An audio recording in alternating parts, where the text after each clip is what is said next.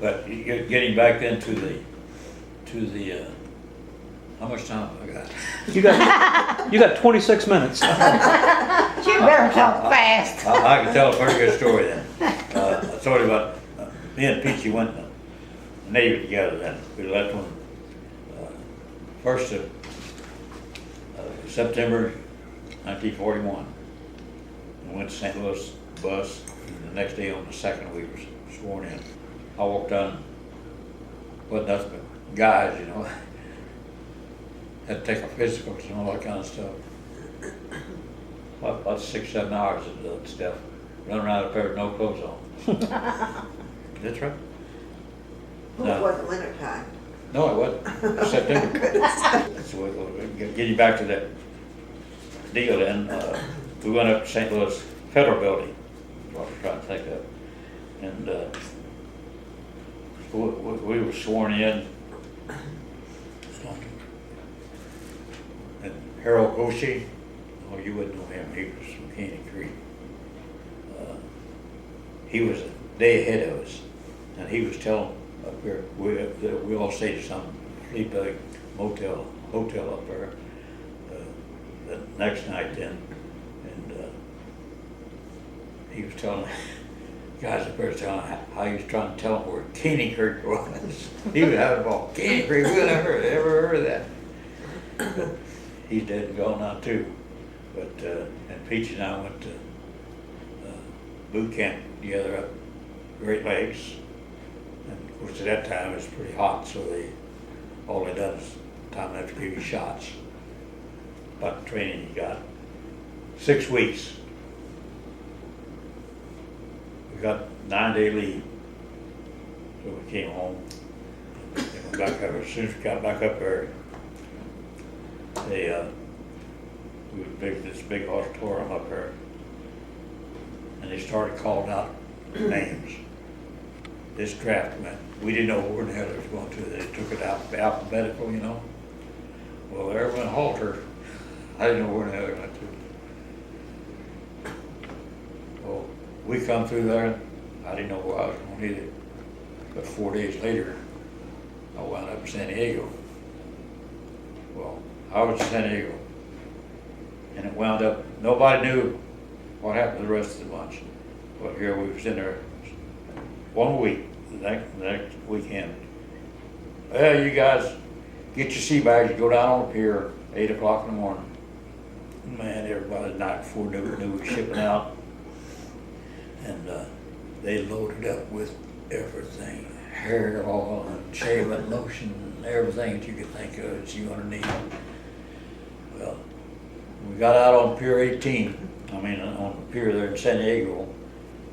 Empty your sea bag. Sailors carry everything in their sea bag, you know. And they carry it on the shoulder. So, stretch your sea bag out, empty it out.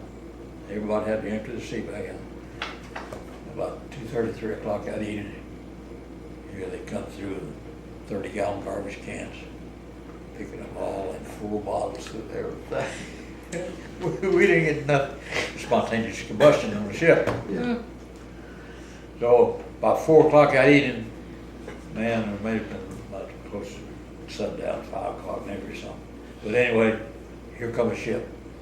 And man, all these hands are coming out all the portholes and that ship. What in the hell is going on here?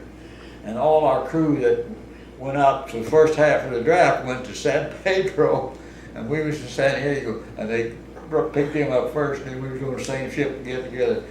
Went down to Panama. 12 days later, we wound up in Panama. And same damn thing happened. Here they called off the Navy and took off the ship. Well, there went Peachy down the gangplank. Didn't know where in the hell he was at. And well, I went down and I happened to catch there were about 65 of us in that draft. Pier 18, they used to have it on television quite a bit, Panama. That's where we was at. We got off, and so we didn't know where the hell was going. But we found out then we was at the U.S. Naval Ammunition Supply Depot. If you take the road and cross the drawbridge over the canal, it's 8 miles, but you can take the ferry and it's 2.5 miles. And there's where we was at, 2,200 acres there with a chain link fence around it. That's where I landed. Well, this went on then. Of course, we had an APO number. And didn't know where the rest of them went to at all. Didn't even know the territory, actually. But it wound up after about, maybe it took me about two and a half months. I'd ride home, you know, and had it there. Because my parents and Peach's parents lived about a mile and a half apart. And yeah, they had his PO number. I said, okay, I'll find out where that's at. But it wound up, I was on the Pacific side. He was 48 miles on the Atlantic side, on the Atlantic side of Cristobal. At the Air Force Base over there. So I was able to find out where it was at. And so one day I got a Jeep and I drove across there. And I ran into Buster's guys. I'll never forget it. I guess I went up the fastest anybody ever did in the Navy because I worked with trucks and they had a fleet of trucks down there. And they had Caterpillars to build their own roads and everything. And when they separated, you know, Monday morning, well, you're going to go in the garage. I said, okay, that sounds good to me. So I went into the shop, and that was the break. I was apprentice seaman, of course, up to a few which way you make seaman first class, and then go on up the ladder. But anyway, I skipped. I made seaman, then I skipped fireman completely. Was fireman was third class. If you had a right arm rate, why it was, you skipped that one, and you was the fireman, then you went to second class motor machinist, or motor machinist mate. That's what I went up to. That was a big jump for a country boy, wasn't it? You better believe it. But as soon as I would, at that time you had to take a test between each rate, between each rank. You know, as soon as I made second class, I started studying for my first class. I passed it. I had a boats made, and boats take care of my paperwork, graded and everything.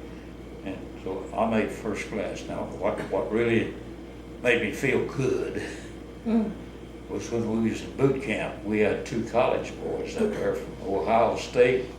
Oh, they got to where home or leave, they were second class already, you know, and all that bullshit. And so it wound up they was over at the Air Force Base. Well, when I had made first class, that's 3. That's when I borrowed a Jeep to go over to visit Peachy. Well, I ran into these two guys. They're still second class. I guess, you know, I showed that I can thing off pretty imagine. good, you know. Which I was happy to get, you know, I was damn happy for it. It meant more money and everything. Sure. Yeah. Well, we went in there, they was only paying, right before I went in, they was only paying $21 a month.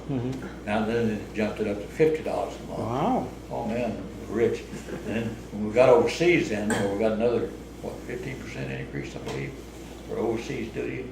So, first class was, I don't know, I made first class, I think that was $115 a month, and then you got another 15% for that. And so I just went on up the ladder, you know. As soon as I get one test, I I'd make another one.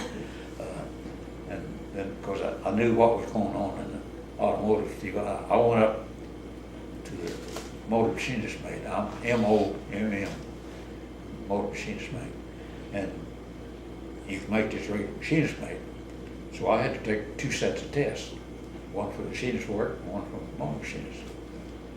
And so it worked out real good, and it wound up then, I made that, 9 months I'm eligible for chief, and I've already passed my test. So they went over they called over to Panama, headquarters over in Panama, and they come back, well, we got too many chiefs, motor chiefs made here already. I said, well, put me in for a transfer.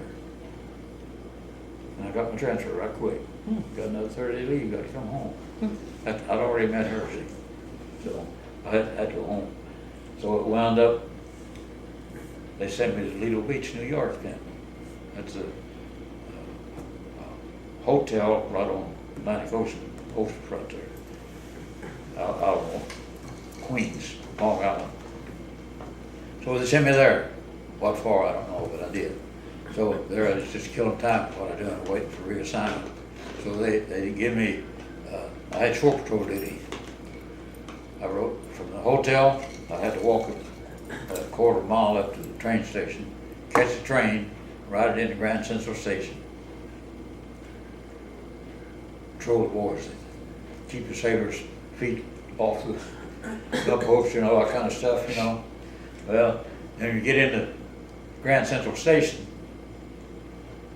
you checked in with the train master, he wants your time there, or your whatever it was that they gave you. Then you had to kill time. Well, let me tell you something.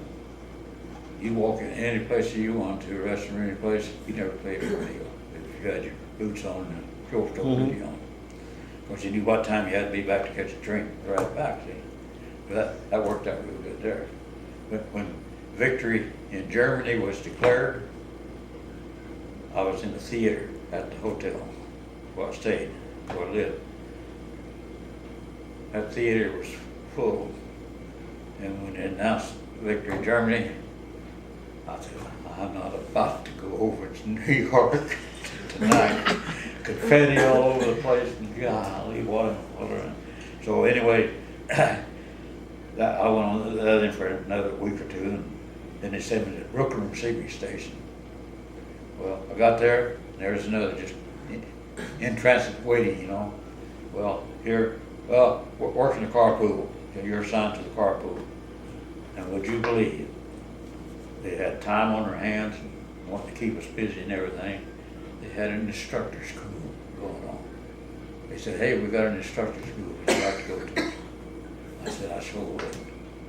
I can still remember what the subject was. And I can't remember what I had for dinner. But the whole thing, I showed them on the board and in detail what really counted, what you had to take loose to do something. I said, I want to pull a V8 Ford engine out of this chassis. And this is what you have to take loose to pull that. And that's the flying colors, you know.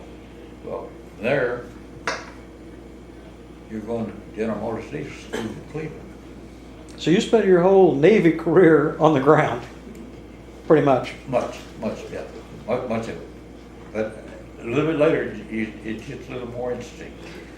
You got 12. You got 12 minutes. Oh, I believe I can do that. But anyway, I went to General Motors Diesel School, and on there we would talk 3 engines: the 3-cylinder diesel, the 6-cylinder inline, gray marine, and the big power supply. It would stand up to there, and about so wide and everything. Had 12-inch pistons in it. Crankshaft throws were 4 inches in diameter, and they taught us everything there is to know about that engine. Thank God they did. I didn't know where I was going. Didn't have no idea. And they had, you know what an injector is. Takes the place of a spark plug. Well, these injectors are about that long, about that big around, just full of parts. Had all our parts on this particular day, all in a bread pan. Okay, turn your head, turn around. So you gotta turn your head away from them. And this instructor gonna pick up some down little piece out of there. You gotta tell him which one it was. You knew it. So, after that was over with, I think I got to come home for a few days or something like that. Best I remember. But anyway, they sent me to Manitowoc, Wisconsin. And up there, they built submarines. They built 58 submarines up there. And then they built 2 practically the same model ships. One was a oil tender and one was a water tender. Well, I got assigned to the oil tender, and I'm chief engineer. But I'm not chief. I'm first class. First class has the same responsibility as chief. Well, we had to wait for that ship to be finished about 3 or 4 days, and we took it on shakedown cruise up on Lake Michigan. And we brought it down through Chicago, down the Ohio River, down to Mississippi. Well, we tied up in South St. Louis. When we got to St. Louis, I'll never forget it. We tied up, and the next day we started up and we come through. I said, hey, I told one of my mates, I'm gonna take a nap. Said, we go through Cape Girardeau holler. We was going down the river and she lived at 520 Morgan Oaks. It's wrong. So I said, wake me up. I said, I'd wave or something, but just wake me up. Well, he forgot to wake me up. When I woke up, we was going around the curve to see that. Oh, gee. Yeah, so it was quite a deal. Well, I didn't know what time he didn't come through. No, no, you didn't have cell phones and that stuff. You didn't know. But anyway, it was a great experience. And we went on down then to New Orleans. New Orleans VJ Day come along. Mm. And I blew that damn steam whistle till it did out more steam. And then that's when I got to sea duty then, see. But we took that ship from New Orleans back down through Panama, took it through the canal, and we got through the canal on the Pacific side. It was on Saturday evening. I said, they said, well, we're not going to leave till Monday morning. Boy, I had the greatest experience that I've ever seen. Oh, that ship, that Monday morning. They told us up there at that General Motors diesel school, that big 4-inch crankshaft, the oil supply was 1.25 inches galvanized pipe. So you know how much oil it took. Right. We just had a tank full of oil with, that was a crankcase on it. So it wound up, said, don't you, anybody run these engines with less than 40 pounds of oil pressure. Boy, that was something. It worked fine, but I cranked that engine up that morning, took 600-pound air pressure to start it with. And it wound up, I started that engine up 20 pounds. I shut her down. Called up the flight there, hollered house. I said, we're not leaving until we get some oil pressure up here. Well, now, his old Seyer's got to fix it. But I'm chief engineer, the rest of it didn't know it. Well, I had one guy that went to the same school that I did, but he was second class, but he couldn't be responsible.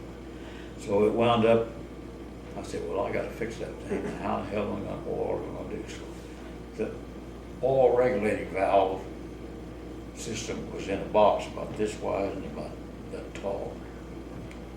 I said, it's got to be that damn valve there. So I took it all apart what I had to get that valve out, and that valve's about that big around, had a stem on it, about 3/4 inch stem.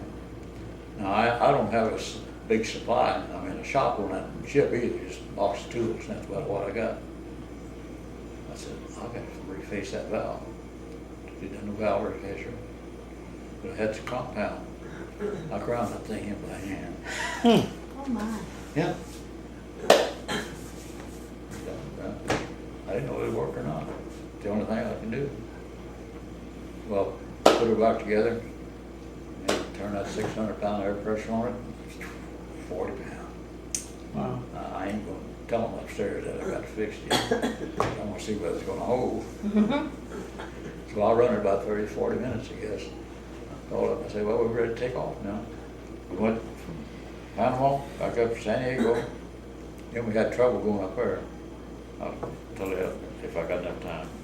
But anyway, we went up to San Diego, then we went out to Pearl Harbor. It took us 14 days to get out to Pearl Harbor.